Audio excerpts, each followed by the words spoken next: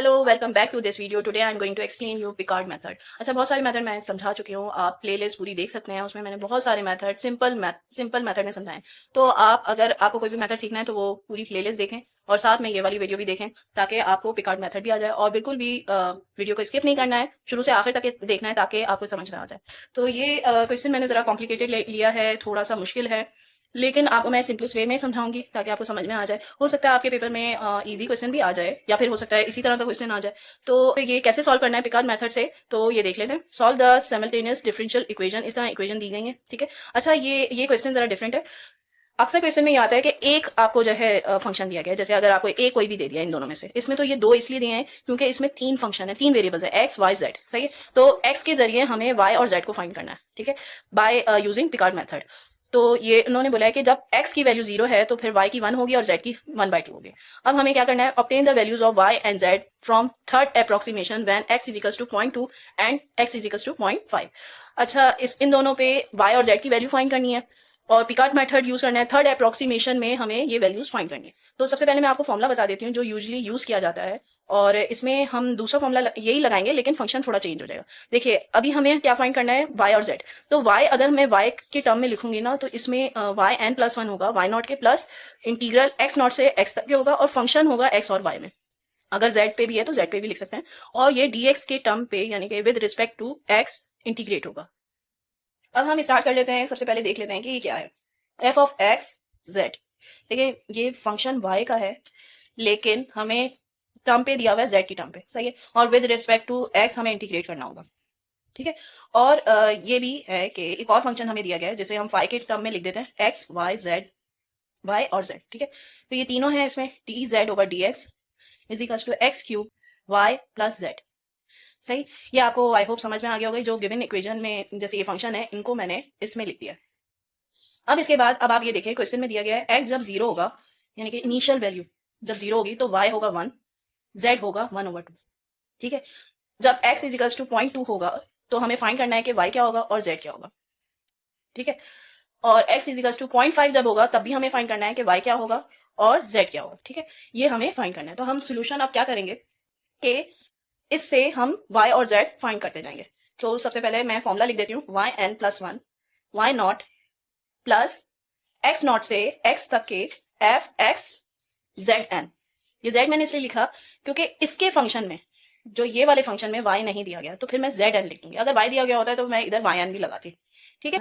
z n plus 1 is equals to z not plus x not से लेकर x तक के, और ये फाई वाला फंक्शन हम लगाएंगे जो दूसरा फंक्शन हमें दिया गया है, उसमें x तो सेम रखेंगे, y n लगा देंगे, z n लगा देंगे और dx, ठीक है।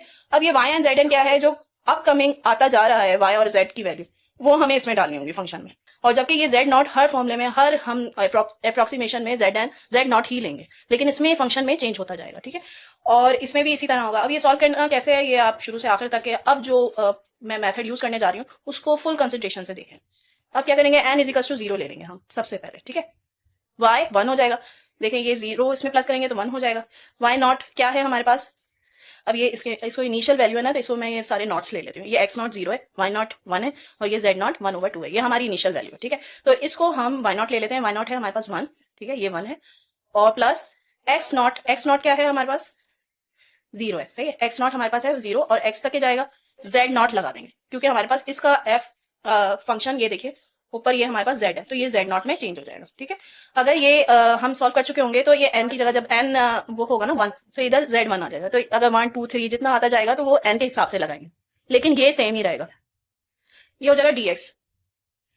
अब ये देखिए इसी तरह साथ में हम लेकर चलेंगे z को भी, तो ये z1 होगा हमारे पास, z नॉट है हमारे पास हाफ, ये देखिए हाफ है, ठीक है, 1/2 प्लस x नॉट है हमारे पास 0 से x के लेंगे, x ही रखेंगे, ठीक है। और अब ये फंक्शन हम लगाएंगे, ये देखिए फंक्शन क्या है हमारे पास, इसमें y n लगा देंगे और z लेंगे, यानी कि z नॉट लगा देंगे और y नॉट लगा देंगे। तो x क्यूब हमारे पास होगा ये, और y नॉट लिख देती हूँ पहले, मैं इसको एज इट इज ही लिख देती हूँ, और ये z नॉट है, ठीक है। पहले मैं 0 लगाकर फिर मैंने इसको शो कर दिया x की टर्म्स में। अब ये देखिए y1 is equal to 1 plus 0 से x तक के, अब ये z नॉट जो है मेरे पास क्या है 1/2 dx, ये z नॉट की वैल्यू डाल दी है 1/2। अब ये इंटीग्रल तो मैं सेम लिखूंगी 0 से x तक है, और y नॉट और z नॉट की वैल्यू मैं डाल दूंगी जो कि है 1 प्लस 1/2 dx। अब इसके बाद इंटीग्रेशन हम करेंगे, इंटीग्रेशन करेंगे तो 1 आ जाएगा, ये कांस्टेंट है इसको भी बाहर ले आएंगे और x आ जाएगा जो कि 0 और x पुट कर देंगे, ठीक है। अब ये 1/2 आ जाएगा और इसको प्लस करके पूरा आ जाएगा मेरे पास c/2 और ये है x4 डिवाइडेड बाय, ठीक है। जो ऊपर प्लस होती है वो डिवाइड पर भी प्लस होकर आ जाती है, तो ये इंटीग्रेशन इसी तरह होती है। अब आप ये वैल्यूज पुट करेंगे, जब ये जो है लिमिटेशंस पुट करेंगे तो आपके पास आ जाएगा 1 + 1/2x, ठीक है। और ये z1 आ जाएगा आपका 1/2 प्लस ये पूरा सॉल्व करेंगे तो आ जाएगा 3/8x4, ठीक है। ये हमारे पास y1 आ गया और ये हमारे पास z1 आ गया। अब हम ये नेक्स्ट अप्रोक्सीमेशन में यूज करेंगे। अब ये नेक्स्ट पेज में आ गए हैं। अब सेकंड अप्रोक्सीमेशन हम स्टार्ट कर रहे हैं, उसमें मैंने ये फंक्शन लिख दिया है और ये x0 y0 और z0 जिसकी जरूरत होती है। अब ये देखिए सबसे पहले y2 हो जाएगा, ठीक है, y0 एज इट इज आएगा।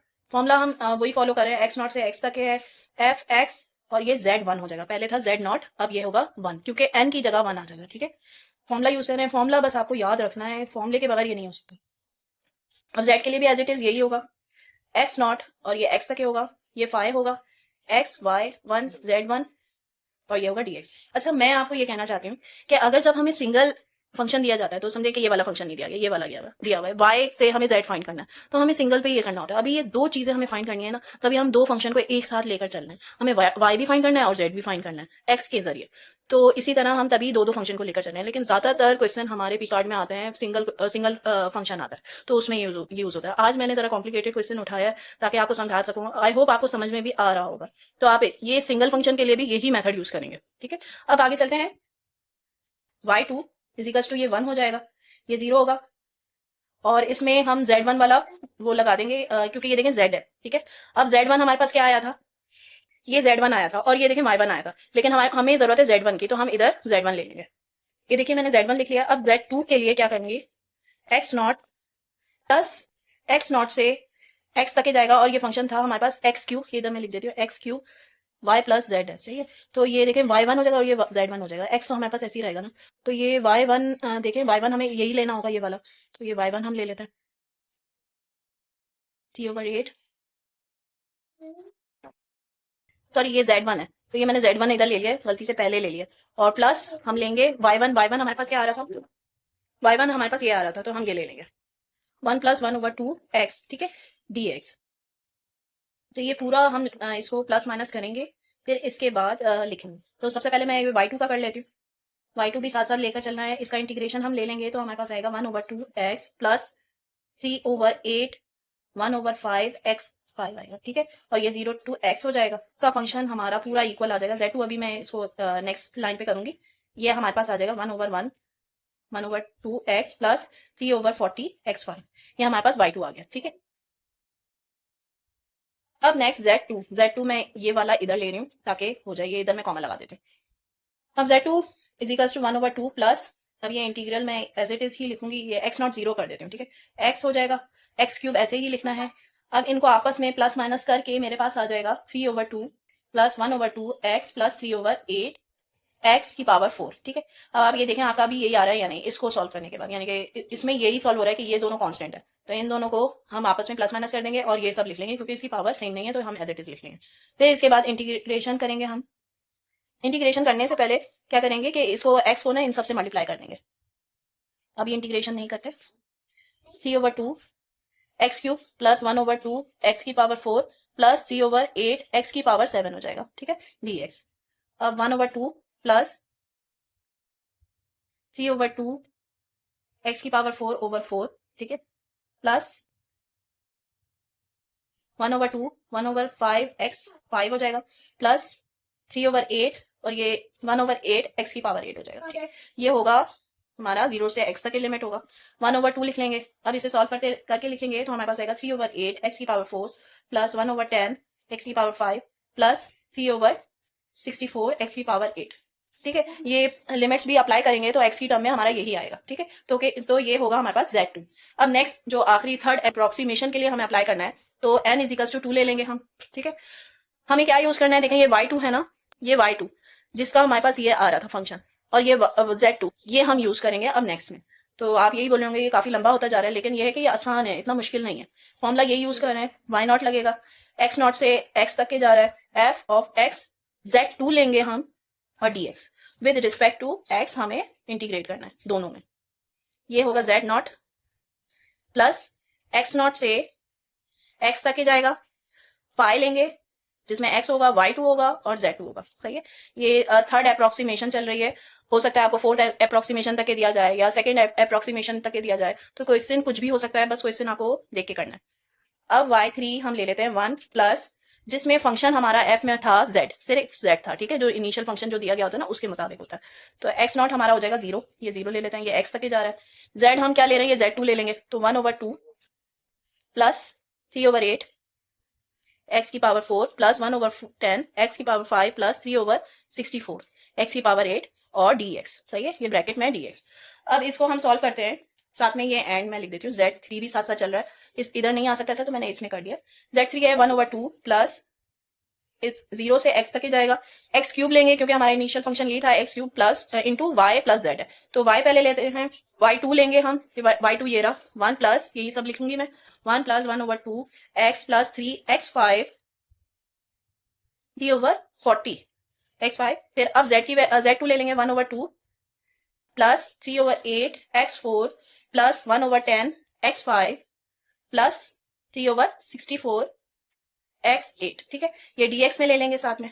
सही, अब ये हमारे पास आ जाएगा। अब इसके बाद क्या करेंगे कि y3 को हम सॉल्व करेंगे, y3 आएगा हमारे पास 1 प्लस 1/2 x आ जाएगा प्लस 3/40 x5 आ जाएगा, ये मैं डायरेक्ट कर रही हूँ, ये देखें, सॉरी ये वाला, ये देखें, ये नीचे जो है 5 आ जाएगा, 5 8 40 हो गया और ये 3 आ गया, और x की 4 प्लस 1 होगा तो ये 5 हो जाएगा। अब इसके लिए करेंगे तो क्या होगा, 60 हो जाएगा, x 6 प्लस 3/64 को 9 से मल्टीप्लाई करेंगे तो हमारे पास आएगा 576 x की पावर 9, ठीक है। अब ये हमारे पास इसकी वैल्यू आ गई है y3 की, ठीक है, इसको इक्वेशन y3 आ गया, इसको इक्वेशन दे देंगे नंबर 1 के नाम से, इक्वेशन 1, ठीक है। अब z3 हम फाइंड करते हैं। अब ये देखिए z3 में आ जाते हैं 1/2 प्लस 0 से x तक जा रहा है, x क्यूब इंटू, इसको सॉल्व करना है, 3/2 प्लस 1/2 x प्लस 7/40 x5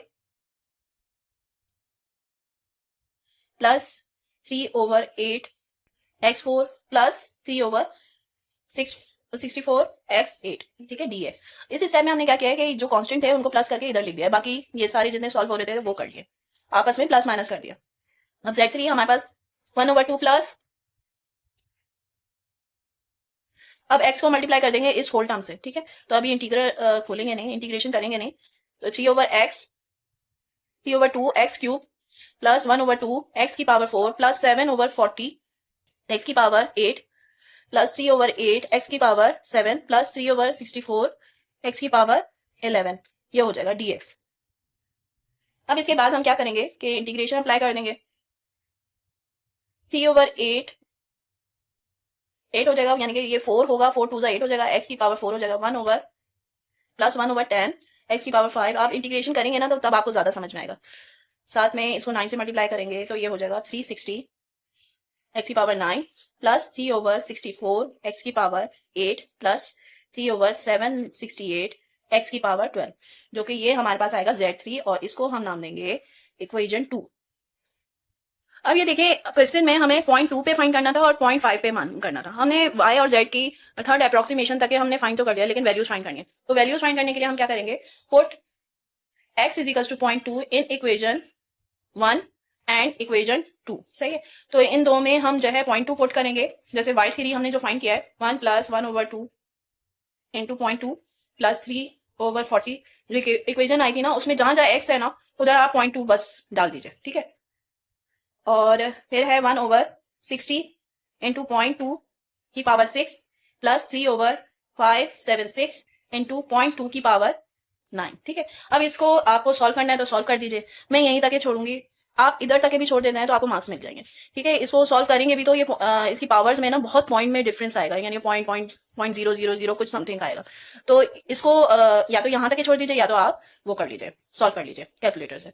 अब z3 में हम करते हैं 1/2 प्लस ये जो ऊपर है ना उसमें हम 0.2 डाल देंगे, प्लस 3/8 0.2 की पावर 4 प्लस 1/10 0.2 की पावर 5 प्लस 7/360 प्लस 3/768.2 की पावर 12। ठीक है, अब ये Z3 आ गया। अब put x is equal to 0.5 in equation 1 and 2, बिल्कुल एज इट इज ही इसी तरह हमें 0.5 डालना है।